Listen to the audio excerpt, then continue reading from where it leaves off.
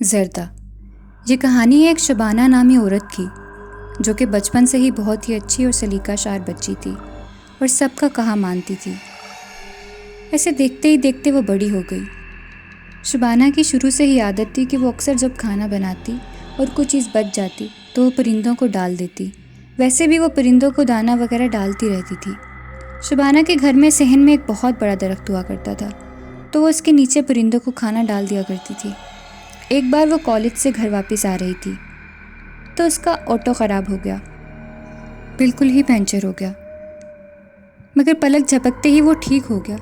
اور پنچر ایک دم صحیح کیسے ہو سکتا ہے؟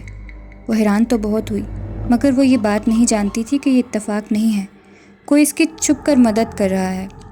پھر ایک دن ایسا ہوتا ہے کہ وہ کالج کی چھٹی سے واپس آ رہی ہوتی ہے۔ بہت گرمی لگ رہی ہوتی ہے اس کو اور اس کا گھر کافی دور ہوتا ہے۔ اس دن شبانہ گھر پیدل ہی واپس آ رہی تھی تو اس کے بعد وہ حیران ہو جاتی ہے جو اس کے ساتھ ہوتا ہے۔ اس کا گھر جو کہ ابھی 2 گلیاں چھوڑ کر تھا، اچانک گھر کا دروازہ اس کی نظروں کے سامنے تھا اور وہ چیز سمجھ نہیں پا رہی تھی۔ جب وہ گھر آ جاتی ہے ساری رات وہ یہ سوچ کر گزار دیتی ہے کہ آخر یہ ہوا کیا ہے اس کے ساتھ۔ یہ ایک ایسی چیز تھی جو وہ کسی کو بتا بھی نہیں سکتی تھی کیونکہ بہت عجیب سی بات تھی، اس کی خود کی سمجھ سے باہر تھی۔ اس سے اگلی صبح اس کو تھوڑا بخار اور سر میں درد تھا تو وہ کالج نہیں گئی اور اپنی امی سے کہنے لگی کہ رات وہ دیر تک پڑھتی رہی ہے، اب وہ تھک گئی ہے، آج چھٹی کرے گی۔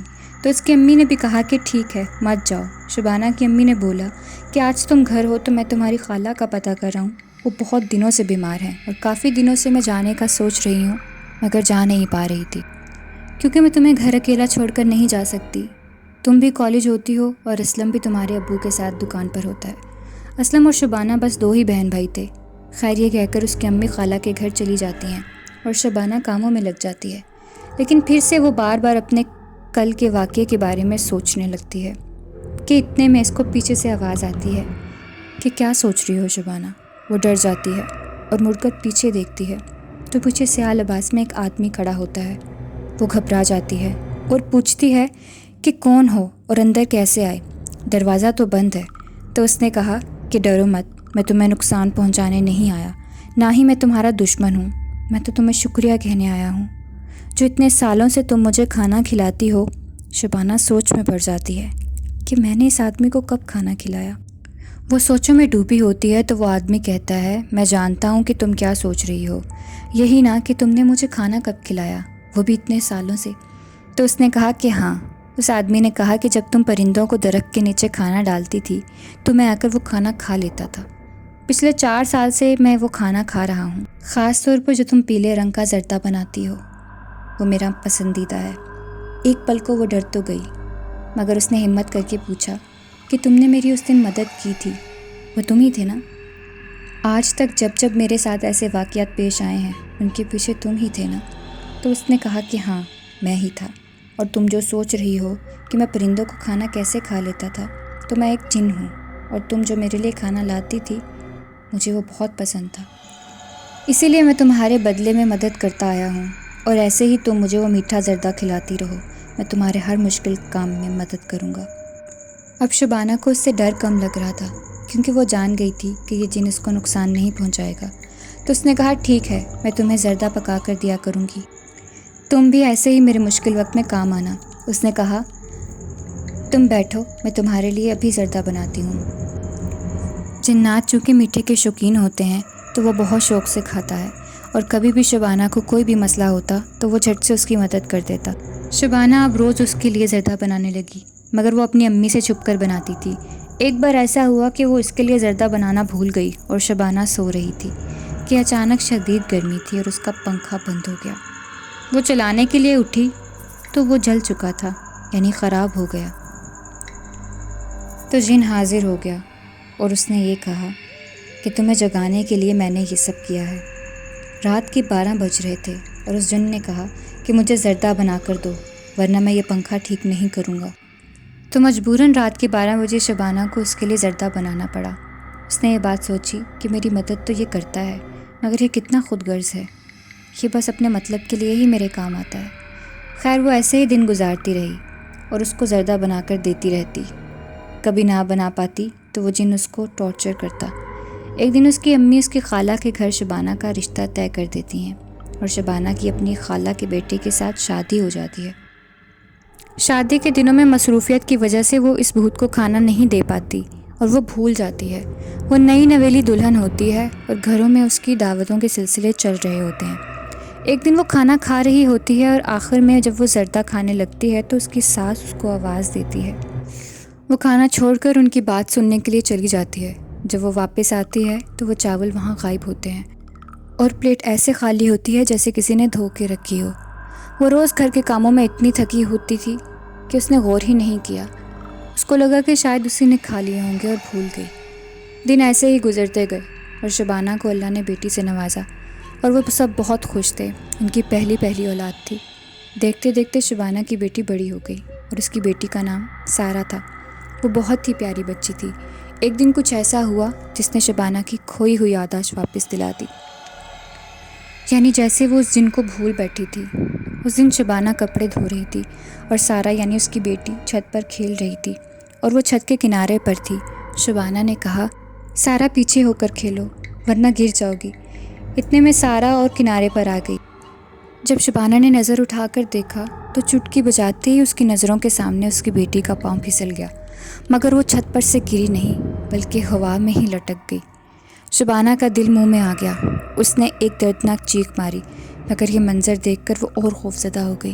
پھر اس کی آنکھوں کے سامنے ہی اس کی بیٹی زمین پر آ گئی، ایسے جیسے کسی چیز نے اس کو بڑے آرام سے نیچے رکھ دیا ہو۔ شبانہ کو یاد آیا، اب وہ سمجھ گئی تھی کہ ہو نہ ہو یہ وہی جن ہے جسے وہ اتنے عرصے سے بھولی ہوئی تھی۔ وہی اسے مشکلات سے نکالتا تھا اور وہ اتنے عرصے سے اس کو کچھ بھی کھانے کو نہیں دے رہی تھی، اسی لیے اس نے یہ سب کیا ہوگا۔ دراصل وہ بچی خود نہیں پھسلی تھی بلکہ اسی جن نے اس کو خود دھکا دیا تھا اور خود ہی گرنے سے بچا لیا تھا، اس شبانہ کو اپنی موجودگی کا احساس دلانے کے لیے، تاکہ وہ پھر سے اسے پیلے چاول یعنی زردہ کھلائے۔ جیسے ہی صبح ہوئی شبانہ نے دیگچا بھر کے میٹھے چاولوں کا بنایا اور جا کر درخت کے نیچے سارے کا سارا رکھ دیا۔ اس کے بعد جب اس نے شام کو جا کر دیکھا تو وہاں کوئی چاول موجود نہیں تھا، یعنی دیگچا صاف ہو چکا تھا۔ اس کے بعد وہ سمجھ گئی۔ اس نے آواز دے کر اس جن کو مخاطب کیا اور کہا کہ یہ تم ہی ہو نا، مجھے معاف کر دو، میں بھول گئی تھی، شادی کے بعد مصروفیات میں رہی اور اب یاد آیا تم نے میری بیٹی کی جان بچائی، اس لیے تمہاری دل سے شکر گزار ہوں۔ اب سے میں روز تمہیں زردہ کھلایا کروں گی جیسے پہلے کھلاتی تھی۔ وہ جن اس کو کہتا ہے، اپنا وعدہ یاد رکھنا، بھول نہ جانا۔ وہ کہتی ہے، نہیں بھولوں گی۔ اس کے بعد سے شبانہ پھر سے اپنی ڈیوٹی پر لگ جاتی ہے۔ دن مہینوں میں بدلنے لگے اور مہینے سالوں میں۔ اب شبانہ بوڑھی ہو گئی اور اس میں ہمت بھی نہیں تھی، پھر بھی وہ اس جن سے کیا ہوا وعدہ نبھا رہی تھی۔ اب شبانہ اتنی بیمار ہو گئی کہ بستر سے لگ گئی۔ ایک دن وہ لوگ خیرات کرتے ہیں تو میٹھے چاولوں کی دیگ پکاتے ہیں۔ شبانہ اپنی بیٹی سارہ کو، جو کہ اب بڑی ہو گئی تھی، اس کو کہتی ہے کہ چاول بڑی پرات میں ڈال کر درخت کے نیچے رکھاؤ۔ سارہ نے جب وجہ پوچھی تو ماں نے کہا کہ چرند پرند کھا لیں گے، ثواب ملے گا۔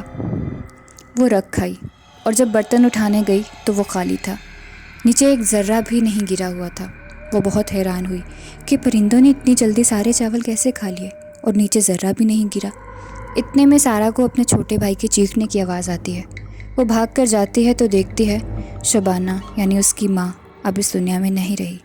وہ بہت روتی ہے کیونکہ وہ اپنی ماں سے بہت زیادہ اٹیچ ہوتی ہے۔ اس کے بعد سارہ اداس رہنے لگی۔ ایک دن سارہ پودوں کو پانی دے رہی تھی، اس نے درخت کو بھی پانی دیا۔ اس دن گھر پر کوئی بھی موجود نہیں تھا، سارہ اکیلی تھی۔ جیسے ہی وہاں سے وہ جانے کے لیے مڑتی ہے تو اس کی ٹکر ایک مرد سے ہوتی ہے جو کہ بے حد لمبا ہوتا ہے۔ یہ کوئی اور نہیں، وہی جن تھا، شبانہ کی مدد کیا کرتا تھا۔ سارہ چیخ مارتی ہے اور رونے لگ جاتی ہے، خوف کے مارے وہ بول بھی نہیں پاتی۔ تو وہ کہتا ہے، ڈرو مت، میں تمہیں کچھ نہیں کہوں گا، مگر سارہ اس کی بات نہیں سنتی اور وہ اس کو بار بار کہتا ہے کہ مجھے بھوک لگی ہے، کھانے کو دو۔ سارہ وہاں سے بھاگ جاتی ہے اور وہ کسی کو کچھ نہیں بتاتی۔ اب شبانہ تو جا چکی تھی مگر اب سارہ کی باری تھی۔ معاملات یہاں پر رکے نہیں، اب سارہ کے ساتھ عجیب و غریب واقعات پیش آنے لگے۔ وہ سوئی ہوئی ڈر جاتی۔ وہ اپنی امی کے اسی کمرے میں سوتی تھی، اس کو وہاں کسی کی موجودگی کا احساس ہوتا تھا۔ کبھی وہی آدمی اس کے خوابوں میں آتا تو وہ ڈر جاتی۔ ایک دن سارہ سو رہی تھی کہ وہ جن اس کے خواب میں آیا اور وہ ڈر کر اٹھ گئی۔ جیسے ہی وہ اٹھ کر بیٹھی، وہ اس کے بیڈ پر پاؤں والی سائڈ پر بیٹھا ہوا تھا۔ سارا نے ڈر کر کہا، کون ہو تم؟ کیا چاہتے ہو آخر مجھ سے؟ کیوں میرے پیچھے پڑے ہو؟ اس نے کہا کہ تمہاری ماں مجھے کھانے کے لیے زردہ دیتی تھی، مجھے زردہ دو ورنہ میں تمہیں ایسے ہی تنگ کرتا رہوں گا۔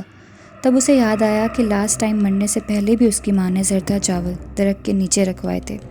اس نے بوکھلا کر کہا کہ وہ درخت کے نیچے جو زردہ رکھا تھا وہ تم نے؟ یہ کہہ کر وہ رک گئی۔ اس جن نے کہا کہ تمہیں باتیں سمجھنے میں وقت کیوں لگتا ہے؟ اس کے بعد جن نے کہا کہ صبح سے ہر روز تم اپنی ماں والی ڈیوٹی نبھاؤ گی۔ یہ کہہ کر اس نے سارا کو گھورا۔ وہ جن بہت سر پھرا تھا اس لیے وہ مان گئی۔ اگلی صبح سے اپنی ماں کی طرح سارا بھی روز اس جن کے لیے چاول بناتی اور وہ زردہ درخت کے نیچے رکھ دیتی۔ ایک دن اس کے ماموں گھر آتے ہیں اور وہ ایسے ہی کرتے اسے دیکھ لیتے ہیں اور پوچھتے ہیں کہ بیٹا یہ کیا کر رہی تھی تم؟ سارا جو کہ پہلے ہی اس جن سے ڈری ہوئی تھی اور تنگ آئی ہوئی تھی، ماموں کو سب بتا دیتی ہے۔ تو وہ اسے ایک بزرگ بابا کے پاس لے جاتے ہیں۔ وہ اس بچی پر دم بھی کرتے ہیں تاکہ وہ جن اس کو کوئی نقصان نہ پہنچائے، اور ساتھ ہی اسے ایک پوڑی دیتے ہیں۔ وہ پوچھتی ہے کہ اس میں کیا ہے؟ بابا جی کہتے ہیں کہ اس میں زہر ہے۔ وہ حیران ہو جاتی ہے۔ وہ کہتے ہیں کہ ہمیشہ کے لیے وہ اس سے تمہاری جان چھوڑ دے گا اور مر جائے گا۔ تو سارا کہتی ہے کہ بابا جی وہ جن ہے، کوئی انسان نہیں، زہر سے کیسے مرے گا؟ تو انہوں نے کہا کہ بیٹا ہمارے اسلام میں یہ بات واضح کی گئی ہے کہ جنات جس بھی چیز کا روپ دھارتے ہیں، آپ جانتے بوجھتے یا غلطی سے بھی اس جانور یا پرندے کو یا وہ کسی بھی شکل میں ہو اس کو مار دیں تو اس میں موجود جن بھی مر جاتا ہے۔ تو تم اس زردے میں زہر ملا دینا، جن آدمی کی شکل میں آتا ہے یا جس بھی شکل میں آئے گا تو وہ بھی مر جائے گا اور تم اس عذاب سے آزاد ہو جاؤ گی۔ سارا کو یہ بات سن کر بہت راحت ملتی ہے۔ جب وہ گھر جاتی ہے تو مغرب کا وقت ہو رہا ہوتا ہے۔ وہ درخت کے پاس زردہ رکھ کر اپنے کمرے میں آ جاتی ہے۔ اس کے کمرے کی کھڑکی صحن میں کھلتی تھی تو وہ وہاں بیٹھ کر چپکے سے دیکھنے لگتی ہے کہ پتہ نہیں اب کیا ہوگا، کہیں اس جن کو پتہ نہ چل جائے، وہ مجھے جان سے مار دے گا۔ کہ اتنے میں وہاں ایک بہت ہی خوفناک بڑا کالے رنگ کا بلّا آتا ہے اور وہ جیسے ہی زہر ملا ہوا زردہ کھاتا ہے وہیں گر جاتا ہے، یعنی مر جاتا ہے اور سارا کی نظروں کے سامنے ہی غائب ہو جاتا ہے۔